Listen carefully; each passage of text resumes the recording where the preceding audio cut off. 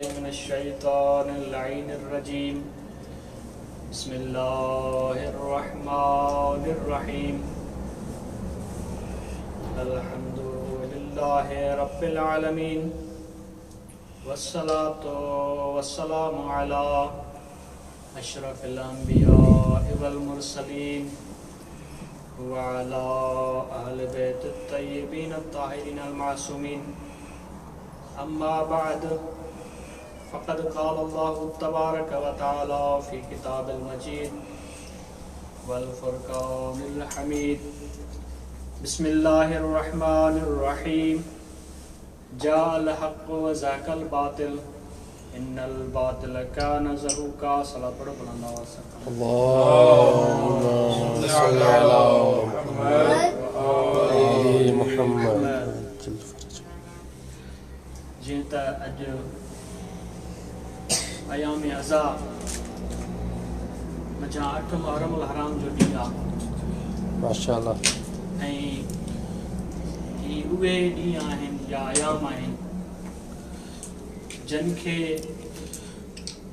नवासाए रसूल जे याद सां मनायो वेंदो आहे। माशाअल्लाह माशाअल्लाह। ऐं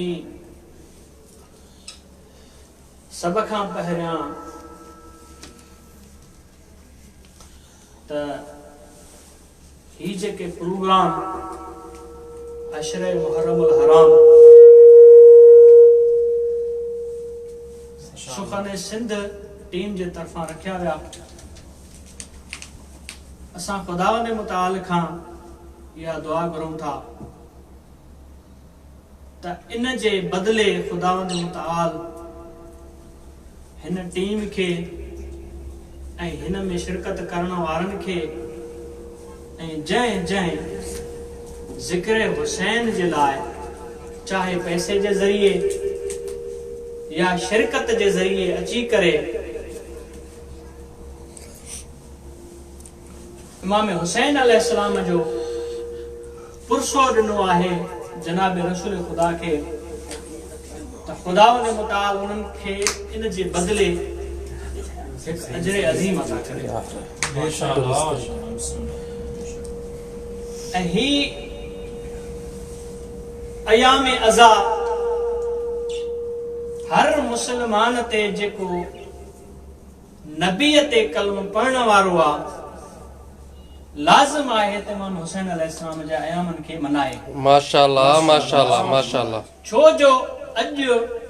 जेका इस्लाम जी बका आहे उहा इस्लाम जी बका इन शख्सियत जे ज़रिए आहे। माशाअल्लाह माशाअल्लाह। ऐं मुंहिंजो मौज़ू बि इहो आहे त माना हक़ ऐं बातिल जी सुञाण, हक़ ऐं बातिल जी पहचान। त अर्ज़ कंदो हलां त इमाम हुसैन अलैहिस्सलाम पंहिंजो सर मुबारक ॾेई करे इन हक़ खे बुलंद कयो। माशाअल्लाह। छो जो हक़ छा आहे? दुनिया जी ख़ूबसूरती आहे, इस्लाम जी ख़ूबसूरती आहे, ऐं हक़ हिकु रोशनीअ जो रस्तो आहे ऐं रोशनीअ जो मीनार आहे। लेकिन इन जे मुक़ाबले में जेको बातिल आहे उहो ज़लालत आहे, गुमराही आहे। ईअं खणी चवां अने इन जे करे जेको हक़ आहे चाहे थोरो ई छो न हुजे उन जो बोल बाला हूंदो आहे ऐं बातिल पस्त हूंदो आहे। पर सभ खां पहिरियां तव्हां जे साम्हूं जेका मशहूर मारूफ खुदावंद मुताल जे लारे बि किताब मां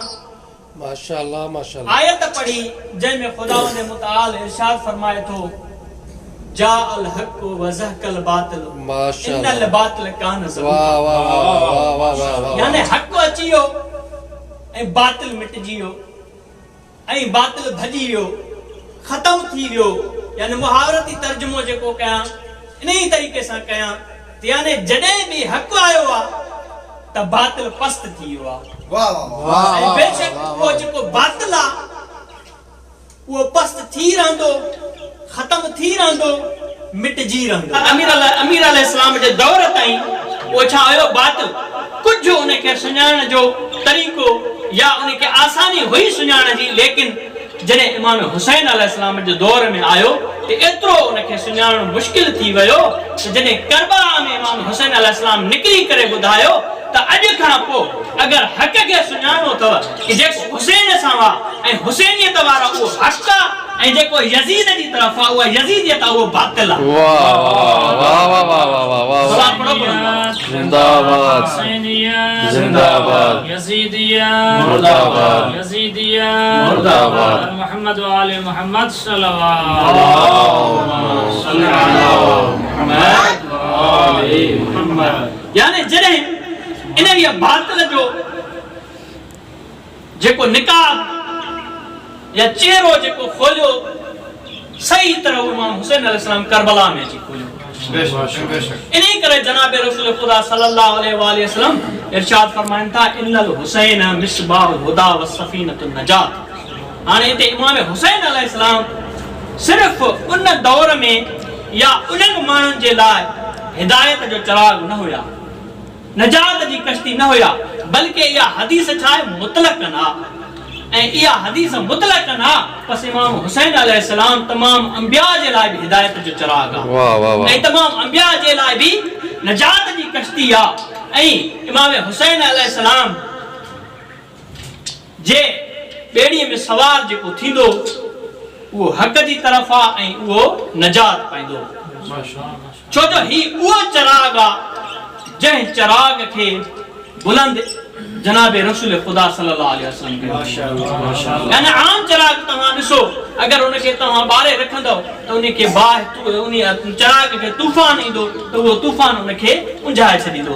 मिटाए छॾींदो लेकिन ही उहो चिराग आहे कि जंहिंखे कोई भी नथो उझाए सघे छो हिन चिराग खे बुलंद करण वारो इमाम हुसैन अलैहिस्सलाम माशाअल्लाह माशाअल्लाह माशाअल्लाह सलाम पढ़ो बुलंद आवाज़ से अल्लाहुम्मा सल्ली अला मुहम्मद इमाम हुसैन अलैहिस्सलाम नजात जी कश्ती कश्तियूं किथे हूंदियूं आहिनि जिते गहरा समुंड हुजनि वाह वाह वाह गरकण वारा समुंड हुजनि ऐं उहे समुंड जिथे लहरूं हुजनि तूफ़ान जूं ऐं उन में गर्क थियण जो ख़तरो हुजे त उहे समुंड उते इंसान खे छा कंदा आहिनि नजात ॾींदा आहिनि लेकिन इमाम हुसैन अलैहिस्सलाम इंसानियत जे लाइ नजात आहे इंसानियत जे लाइ नजात आहे ऐं इहा नजात किथे मिलंदी आहे इहा नजात उते मिलंदी आहे जिते इंसानियत जे ॿुॾण जो ख़तरो हूंदो आहे ऐं इंसानियत जे ॿुॾण जो ख़तरो किथे हूंदो आहे इंसानियत जे ॿुॾण जो ख़तरो उते हूंदो आहे जिथे यज़ीद जहिड़ो हाकिम ऐं यज़ीदियत वारो निज़ाम हुजे वाह वाह वाह ऐं उन निज़ाम खां नजात ॾियण वारे नालो कश्तीअ जो नालो हुसैन आहे। वाह सुभान अल्लाह उन अहिड़े निज़ाम या बातिल खां निजात ॾियण वारे कश्तीअ जो नालो हुसैन आहे जॾहिं उहो हुसैन अलैहिस्सलाम नजात ॾींदो कंहिंखे त उन जी नजात एतिरे क़दुरु हूंदी त क़यामत जे ॾींहुं भी उनखे परेशानी न थींदी जेको हुसैन अलैहिस्सलाम जे बेड़े में सवार थींदो। हाणे जेके असां वटि मसलन जेके मेंबर ते अचनि था ख़तीब पढ़नि था उनखां हिकिड़ो सवाल करणु ज़रूरी आहे ऐं उनखां पुछियो वञे ऐं उनखां इहो पुछियो वञे त ही जेको यज़ीद ही जेको शिमिर हुयो उहो केरु हुयो उनजो पसे मंज़र छा हुयो ऐं उनजो खानदानी पसे मंज़र छा हुयो उनखे कंहिं आंदो उनखे कंहिं चूंडियो उमर इब्न साद केरु हुयो इहो पुछणु लाज़मी आहे। जॾहिं इनखे तव्हां सुञाणींदो कंहिंखे शिमिर खे ऐं शिमिर के सुञाणींदो इन जे हदफ के सुञाणींदो या उमर इब्न साद के सुञाणींदो हिन ज़माने में भी तव्हां के जॾहिं 61 हिजरीअ वारे यज़ीद के तव्हां या शिमिर के सुञातो त हिन ज़माने में भी जेके यज़ीद आहिनि या शिमिर आहिनि उमर इब्न साद उनखे भी सुञाणे सघो था। वाह वाह वाह माशाअल्लाह ऐं इहो शिमिर या उमर इब्न साद हिकु फ़र्द जो नालो न हुयो बल्कि उमर इब्न साद ऐं उहो शिमिर हिकु छा हुयो तबको हुयो हिकु तबको हुयो ऐं हिकु नस्ल हुयो बल्कि उहो हिकिड़ो फ़िक्र हुयो ही उहो फ़िक्र हुयो जेको इमाम हुसैन अलैहिस्सलाम खां भी पहिरियां मौजूद हुयो इमाम हुसैन अलैहिस्सलाम जे दौर में भी मौजूद हुयो इमाम हुसैन अलैहिस्सलाम खां बाद में भी इला क़यामत ताईं उहो हलंदो रहंदो ऐं हिकिड़ो फ़िक्र आहे ऐं इन जे मुक़ाबले में इमाम हुसैन अलैहिस्सलाम भी सिर्फ हिकिड़ो फ़र्द न हुयो बल्कि इमाम हुसैन अलैहिस्सलाम हिकु वाह फिकिर वाह हुयो वाह ऐं हिकिड़ो नस्ल हुयो ऐं उहो हिकिड़ो वारिस हुयो वारिस अंबिया हुयो हाणे इमाम हुसैन अलैहिस्सलाम बि हिकिड़ो फिकिर आहे यजीदियत बि हिकिड़ो फिकिर आहे ऐं इहो जेको हुसैन अलैहिस्सलाम जो फिकिर आहे उहो फिकिर करबला में आयो ऐं इन करबला में उन जे मुक़ाबले में यजीद आयो ऐं उहो यजीदियत बि हिकिड़ो फिकिर आहे माशाअल्लाह माशाअल्लाह सलात पढ़ो बुलंद आवाज़ से अल्लाहुम्मा सल्ली अला मुहम्मद हाणे असां ॾिसूं इमाम हुसैन अलैहिस्सलाम वारिस कंहिंजो आहे माशाअल्लाह इमाम हुसैन अलैहिस्सलाम अंबिया जो वारिस आहे वाह वाह वाह वाह हज़रत आदम खां वठी खातम ताईं इमाम हुसैन अलैहिस्सलाम छा तमाम अंबिया जो वारिस आहे ऐं यजीद छा आहे उहो बि हिकिड़ो वारिस आहे हिकिड़ो फर्द न आहे बल्कि हिकिड़े पूरे नस्ल जो वारिस आहे ऐं उहो यजीद केरु हुयो यजीद उहो हिकिड़ो यजीद न हुयो बल्कि उहो यजीद आले सुफियान जो वारिस हुयो उहो यजीद हिकिड़ो यजीद न हुयो बल्कि उहो यजीद आले फिरौन जो वारिस हुयो यजीद हिकिड़ो यजीद न हुयो बल्कि उहो यजीद आले नमरूद जो वारिस हुयो यजीद हिकिड़ो यजीद न हुयो बल्कि उहो यजीद आले शदाद जो वारिस हुयो माशाअल्लाह मां इएं खणी चवां हर हज़रत आदम अलैहिस्सलाम का खातम ताईं जेतिरा भी ये जुल्म जी तारीख आई आहे उन तमाम जुल्म वारी तारीख यानी ज़ालिमन जो वारिस यजीद हुयो वाह वाह वाह माशाअल्लाह बुलंद आवाज़ से अल्लाहुम्मा सल्ली अला मुहम्मद मुर्दाबाद दुश्मनान अहल बैत लाना बुलंदतर सलावत अल्लाहुम्मा सल्ली अला यानी वो यजीद छा हुयो वो आले शदाद उन जो वारिस हुयो आले नमरूद जो वारिस हुयो ये करे चवां काबिल जो वारिस हुयो जिथां का जुल्म शुरू थियो बल्कि शैतान जो वारिस हुयो वाह वाह वाह अल्लाह पढ़ो बुलंद आवाज़ से अल्लाहुम्मा सल्ली अला मुहम्मद वाले मुहम्मद यानी इमाम हुसैन अलैहिस्सलाम हक हुयो ऐं यजीद छा हुयो बातिल हुयो यानी करबला में असां ॾिसूं त ॿ किरदार नज़र था अचनि हिकु किरदार मुस्बत आहे ऐं ॿियो किरदार मनफ़ी आहे जेको मुस्बत किरदार आहे उहो हक आहे ऐं जेको मनफ़ी किरदार आहे उहो बातिल आहे वाह ऐं इमाम हुसैन अलैहिस्सलाम करबला में अची करे उन्हनि अंबिया जी विरासत खे बचायो माशाअल्लाह इमाम हुसैन अलैहिस्सलाम इन जे करे निकितो छो जो अंबिया जो वारिस हुयो ऐं अंबिया जी विरासत जे लुटजण जो खतरो हुयो वाह ऐं उन ई विरासत खे बचाइण जे करे करबला में इमाम हुसैन अलैहिस्सलाम खे अचणो पहुची वियो ऐं इन जे मुक़ाबले में यजीद आयो कि जेको यजीद छा हुयो उहो बि हिकु पूरे नसब ऐं नस्ल जो वारिस हेॾां इमाम हुसैन अलैहिस्सलाम अंबिया जो वारिस ऐं यजीद काबिल खां वठी करे शदाद निमरूद फिरौन इन्हनि सभिनी जो वारिस हुयो जेको उन हक़ जे मुक़ाबले में आयो बस मां पंहिंजे जुमलनि खे तमामु कयो ऐं थोरो तव्हांजे साम्हूं मसाइब छो जो ही अयाम मसाइब जा अयाम आहिनि ऐं हिननि अयाम में मसाइब पढ़णु ज़रूरी न आहे तव्हां ज़बान सां पढ़ो लेकिन ही उहे अयाम आहिनि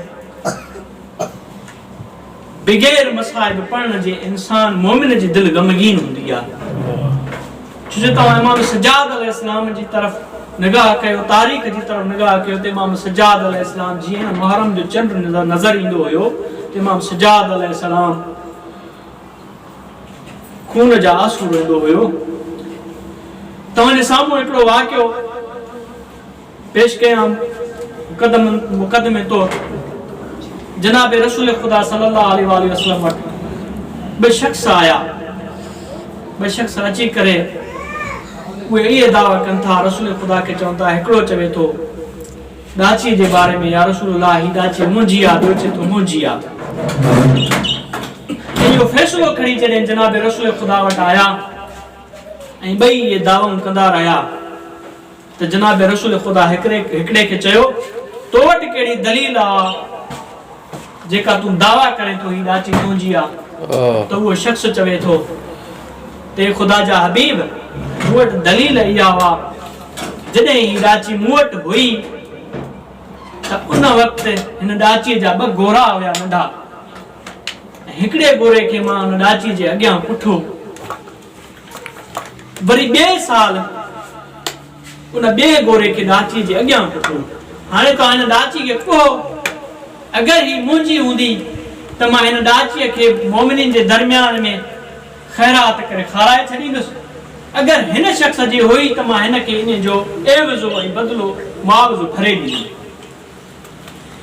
जॾहिं जनाब रसूल खुदा के उन इहा ॻाल्हि ॿुधाई त रसूल खुदा के चवे थो ते रसूल अल्लाह जॾहिं तव्हां हिन खे कोंदो त हिन जे जिगर में ॿ सोराख हूंदा उहे ॿ सोराख इन जे करे हूंदा उहे डाची जा ॿ गोरा मां उन जे अॻियां ज़िबह कया आज़ादार इमाम हुसैन अलैहिस्सलाम इहो त जानवर हुयो कि जंहिंखे उन जानवर जे अॻियां उन जे बच्चा बि पुठा विया लेकिन उन खे भी इहो एहसास थियो त उन जे जेरे में सोराख थिया उन जे करे लेकिन करबला में इमाम हुसैन अलैहिस्सलाम जंहिंजे अॻियां हिकु दफ़ो जनाबे कासिम खे शहीद कयो वञे थो इन जा टुकड़ा कया वञनि था ऐं हिकु दफ़े उन जो जवान पुट शबीह रसूल ख़ूबसूरत हज़रत अली अकबर खे शहीद कयो वञे थो ऐं कंहिं वक़्तु उन जे अॻियां नंढड़े मासूम 6 महीननि जे खीर पिया अली असगर के शहीद कयो वञे थो त उन जे साम्हूं छा गुज़रियो हूंदो इमाम हुसैन अलैहिस्सलाम जे दिलि में छा गुज़रियो हूंदो ऐं मूंखे जेको मसाइब ॾिनो वियो आहे जनाब अली अकबर जो पढ़ण जे लाइ ऐं मां तव्हांजे साम्हूं जनाब अली अकबर जो मसाइब चंद जुमला पेश कंदुमि आज़ादार इमाम हुसैन अलैहिस्सलाम जनाब अली अकबर इमाम हुसैन अलैहिस्सलाम के एतिरो त प्यारा हुया जॾहिं भी इमाम हुसैन अलैहिस्सलाम के रसूल खुदा जी ज़ियारत जो इश्तियाक थींदो हो त अली अकबर जी तरफ़ ॾिसंदा हुया ऐं ही करबला जे शुहदा मां वाहिद शहीद आ बनी हाशिम मां जंहिंखे 4 शख्सियतुनि खां इजाज़त वठणी पई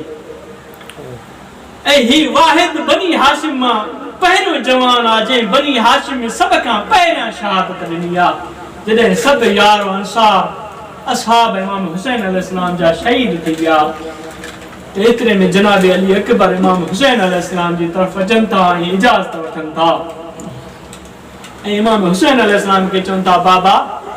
तव्हां तन्हा रहिजी विया आहियो हाणे मूंखे तव्हां इजाज़त ॾियो त मां तव्हां तां क़ुर्बान थियां ऐं मां जिहाद कयां आज़ादारो ही उहो अली अकबर हुयो हिकु रवायत तव्हांजे साम्हूं पेश कयां त जॾहिं शुहदा जे सरनि खे कलम करे शाम जी तरफ़ खयूं वञी रहिया हुया त रवायत में आहे हिकु ईसाई औरत जॾहिं ईसाई औरत जे साम्हूं उहे शुहदा जा सर गुज़रिया त उन हज़रत अली अकबर जी सर जी तरफ़ निगाह कई जॾहिं हज़रत अली अकबर जे सर जी तरफ़ निगाह कई त हज़रत अली अकबर जे सर मां निगाह कढे न पई उनखे हसरतुनि सां ॾिसे पई उते जनाबे उम्मे लैला भी हुई ऐं जनाबे लैला उन ज़ईफ़ा खे चवे थी ए ज़ईफ़ा तूं हिन जी तरफ़ छो थी एतिरो ॾिसे त एतिरे में उहा फरमाए थी त ए बीबी मां ॾिसां थी त ही केतिरो त ख़ूबसूरत जवान आहे ऐं केतिरो त ख़ूबसूरत आहे मां ख़ुदा खां इहा दुआ थी घुरां जॾहिं हिन खे क़त्ल कयो वियो हो त ख़ुदा खां इहा दुआ घुरां थी त हिन जी माउ उन वक़्तु मरी वञे हा आज़ादारनि इमाम हुसैन अलैहिस्सलाम हज़रत अली अकबर आयो इमाम हुसैन अलैहिस्सलाम खां इजाज़त वरितई ऐं इमाम हुसैन अलैहिस्सलाम चयो अली अकबर मां इमाम आहियां तो ते जिहाद वाजिब आहे ऐं मां इमाम थी करे तोखे वाजिब शइ खां नथो रोके सघां वञ पंहिंजे भाउ खां इजाज़त वठ वञ पंहिंजे पुफियुनि खां इजाज़त वठ पंहिंजे भेनरुनि खां इजाज़त वठ पंहिंजी माउ खां इजाज़त वठ जॾहिं हज़रत अली अकबर इमाम हुसैन अलैहिस्सलाम खां इजाज़त वठी करे इमाम सजाद अलैहिस्सलाम जे खेमे जी तरफ़ वधनि था ऐं जॾहिं इमाम सजाद अलैहिस्सलाम जे खेमे में दाख़िल थिया ॾिठो त इमाम अलैहिस्सलाम हिकु चटाई आहे उन ते पिया आहिनि जनाब अली अकबर इमाम सजाद अलैहिस्सलाम जे पेरनि जे तरफ़ खां वेही करे इमाम अलैहिस्सलाम जे हथनि खे वठी करे चुमणु शुरू कयो इमाम हुसैन इमाम सजाद अलैहिस्सलाम जा हथ चुमंदे जनाब इमाम सजाद अलैहिस्सलाम जी पेशानीअ ते आया इमाम सजाद अलैहिस्सलाम जी पेशानी खे चुमण लॻा ऐं हज़रत अली अकबर जे अखियुनि मां नीर वहण लॻा त जॾहिं उहे नीर इमाम सजाद अलैहिस्सलाम जे चेहरे मुबारक ते पिया त इमाम सजाद अलैहिस्सलाम बेदार थिया चवनि था ए भाउ छा माजरा आहे कहिड़ी मुसीबत अची वई आहे एतिरे में जनाब अली अकबर चवे थो या अखा बकिया अबूना वहीदन मज़लूमन गरीबन अतशानन। ए मुंहिंजा भाउ, मुंहिंजो बाबो, असांजो बाबो अकेलो बची वियो आहे, प्यासो आहे, गरीब आहे, मज़लूम आहे। ए मुंहिंजा भाउ, मां तोखां इजाज़त वठण आयो आहियां ताकी मां जिहाद ते वञा। एतिरे इमाम सज्जाद अलैहिस्सलाम फरमाइनि था, ए अली अकबर, काश मूंखे बि इजाज़त मिले हा त मां बि जिहाद ते वञा हा। एतिरे में मां हज़रत अली अकबर चवे थो, भाउ तूं इमामत जे दर्जे ते आहीं ऐं तूं इमाम आहे, ऐं तोखां असां सभिनी खां बाद में तूं इमामत जे दर्जे ते ईंदी ऐं तो ते जिहाद वाजिब कोन्हे ऐं तोखे वॾो जिहाद करिणो आहे। इन खां अॻिते आज़ादार इमाम हुसैन अलैहिस्सलाम जॾहिं हज़रत अली अकबर जनाब इमाम सज्जाद अलैहिस्सलाम खां इजाज़त वठी करे हिकु दफ़ो जनाब ज़ैनब सलामुल्लाह अलैहा जे खेमे जी तरफ़ विया ऐं जनाब ज़ैनब सलामुल्लाह जे खेमे जी तरफ़ अची करे इजाज़त वठी करे दाख़िल थिया। जनाब ज़ैनब सलामुल्लाह खे चवंदा, पुफी अम्मा, मां तव्हां वटि आयो आहियां, तव्हां खां इजाज़त वठण आयो आहियां जिहाद जे लाइ। एतिरे में जनाब ज़ैनब सलामुल्लाह अलैहा फरमाए थी, ए बचड़ा अली अकबर, तोखे सभ खां पहिरियां माउ जी तरफ़ वञिणो आहे, उन खां इजाज़त वठणी आहे ऐं उन खां इजाज़त वठी आहे। एतिरे में जनाब अली अकबर इरशाद फरमाइनि था, पुफी अम्मा, तूं अली जी धीउ आहीं, तूं सानी ज़हरा आहीं, इन जे करे मां तो वटि आयो आहियां सभ खां पहिरियां। जॾहिं हज़रत अली अकबर जनाब ज़ैनब सलामुल्लाह खां इजाज़त वठी करे हाणे पंहिंजे माउ जे खेमे जी तरफ़ वधनि था, पंहिंजे माउ जे खेमे जी तरफ़ वधी करे खेमे में दाख़िल थियनि था। एतिरे में जनाब लैला खे चवनि था, अम्मा, मां तव्हां खां इजाज़त वठण आयो आहियां जिहाद जी, आज़ादारो। जॾहिं जनाब लैला इहो ॿुधो न, जनाब लैला डोड़ंदी हज़रत अली अकबर वटि आई, चवे थी, बचड़ा तूं जवान पुट आहीं, तोखां सवाइ मुंहिंजी न सरंदी ऐं मां तोखे कीअं इजाज़त ॾियां। एतिरे में जनाब अली अकबर चवे थो त अम्मा, मां तोखां हिकिड़ो सवाल कंदुमि, बसि उन हिकिड़े सवाल जो जवाबु ॾे, पोइ तुंहिंजी मर्ज़ी आहे मूंखे इजाज़त ॾिए या न ॾिए। त जनाब अली अकबर चवे थो, जॾहिं रोज़े क़यामत ईंदो ऐं मुंहिंजी ॾाढी ज़हरा बीठी हूंदी त उहा तोखां पुछंदी, मुंहिंजो हुसैन, मुंहिंजो अकेलो हुसैन करबला जे मैदान में शहीद पियो थिए, क़त्ल थिए पियो ऐं तो पंहिंजे पुट खे रोके छॾियो। त आज़ादारो, एतिरे में जॾहिं इहो जनाब लैला ॿुधो आहे न, त एतिरे में जनाब लैला चवे थी, अली अकबर, मां तोखे रोकियां कोन थी, तूं वञ जिहाद जी तरफ़। आज़ादारो, हमीद बिन मुस्लिम उहो लकाउ ॾिसे पियो, जॾहिं उहो चवे थो त मां ॾिठो उहो जवान, सुहिणो ख़ूबसूरत जवान जॾहिं ख़यामगाह जी तरफ़ वियो, ॾिठमि त ख़ैमा जी तरफ़ इजाज़त वठंदे करे खेमनि में दाख़िल थियो ऐं हिकु दफ़ो मां ॾिठो त ख़यामगाह जो कॾहिं पर्दो मथे पियो थिए, कॾहिं हेठि पियो थिए। त उहो चए थो, मां अॻिते वधी करे इमाम हुसैन अलैहिस्सलाम जी तरफ़ आयुमि, इमाम हुसैन अलैहिस्सलाम खां पुछियुमि छा माजरा हुआ, कॾहिं पर्दो खेमे जो हेठि पियो थिए, कॾहिं मथे पियो थिए। त एतिरे में इमाम हुसैन अलैहिस्सलाम फरमाइनि था त इते मुंहिंजो बचिड़ो हज़रत अली अकबर इजाज़त वठण वियो आहे, लेकिन उन सां कॾहिं भेनरूं थियूं चिंबड़नि, कॾहिं माउ थी चिंबड़े, कॾहिं पुफी थी चिंबड़े ऐं उनखे इजाज़त नथियूं ॾियनि। आज़ादारो, जॾहिं इमाम हुसैन अलैहिस्सलाम इहो लका ॾिठो, अॻिते वधिया, हज़रत अली अकबर खे बाह में वरितईं। हज़रत अली अकबर खे बाह खां वठी करे ऐं बीबियुनि खे चवे थो, हाणे हिनखे इजाज़त ॾियो, हिनखे जिहाद जो वक़्तु अची वियो आहे। इमाम हुसैन अलैहिस्सलाम वठी करे जॾहिं ॿाहिरि अचनि था, इमाम हुसैन अलैहिस्सलाम जनाब अली अकबर खे हसरत खां ॾिसी करे चवनि था, बचड़ा, छो जो अरब में इहो रवाजु हूंदो आहे, जॾहिं नंढड़ो कंहिंखे ॿारु ॼमंदो आहे 7 सालनि जो थींदो आहे त उनखे सभु उहे दस्तार बदिराईंदियूं आहिनि, अरबनि में रवाजु आहे। त इमाम हुसैन अलैहिस्सलाम चए थो, बचड़ा, जॾहिं तूं 7 सालनि जो आहीं न, उन वक़्तु तोखे कॾहिं पुफियूं पियूं या दस्तार बदिराइनि, कॾहिं भेनरूं पियूं बदिराइनि, कॾहिं माउ पई बदिराए, उन वक़्तु मूंखे हसरत हुई अली अकबर,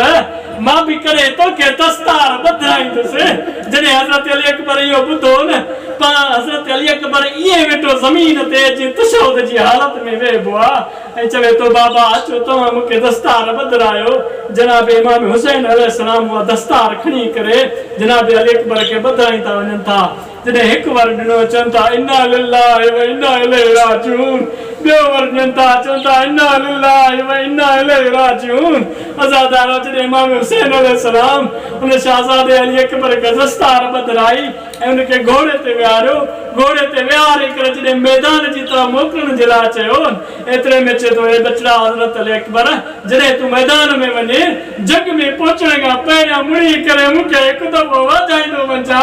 ताकि मां तुंहिंजो आख़िरी दीदार कयां। अज़ादारो जॾहिं हज़रत अली अकबर घोड़े खे डोड़ायो जंग जे मैदान जी तरफ़, जॾहिं जंग जे मैदान जी तरफ़ डोड़ायो त हज़रत अली अकबर चाहियो मां पंहिंजो चहिरो पोइते करे बाबे खे ॾिसां। जॾहिं हज़रत अली अकबर ॾिसे थो पंहिंजे बाबे खे ॾिसण जे लाइ ॾिठे त इमाम हुसैन अलैहिस्सलाम हज़रत अली अकबर जे ईअं तेज़ीअ सां डोड़ंदो थो अचे। आज़ादारो कोई वो वक्त आयो जॾहिं हज़रत अली अकबर ज़ीन खां ज़मीन ते आयो ऐं उते चवे थो बाबा मुंहिंजी तरफ़ न अचिजो। आज़ादारो तव्हां शोदा जी तारीख़ पढ़ी ॾिसो, करबला में जेको बि शहीद आयो उन इमाम हुसैन अलैहिस्सलाम खां मदद घुरी आहे। ही वाहिद शहीद आहे हज़रत अली अकबर, चवे थो बाबा तव्हां मुंहिंजी तरफ़ न अचिजो। आज़ादारो जॾहिं हज़रत अली अकबर जी आवाज़ इमाम हुसैन अलैहिस्सलाम ॿुधी आहे त इमाम हुसैन अलैहिस्सलाम अखियुनि जो नूर चढ़ायो आहे। ईअं जीअं नंढड़ो ॿार बांबड़ा ॾींदो आहे, ईअं हज़रत अली अकबर जे मथां आया।